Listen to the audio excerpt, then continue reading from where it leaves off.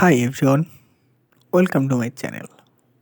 In this video, I will show you how to deactivate your Facebook account temporarily and permanently. Let's see how you can deactivate your Facebook account. First, go to the Facebook homepage, click on your profile picture in the top right corner. Then click on Setting and Privacy, followed by Settings.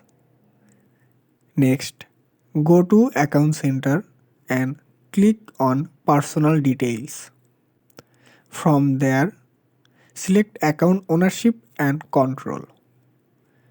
You will see an option called Deactivation or Deletion. Click on your profile and you will be proceed with two options: Deactivate account or Delete account. Choose the option based on your performance and proceed. That's how you can deactivate or delete your Facebook account.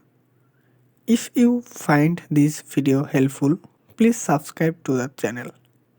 Thanks for watching.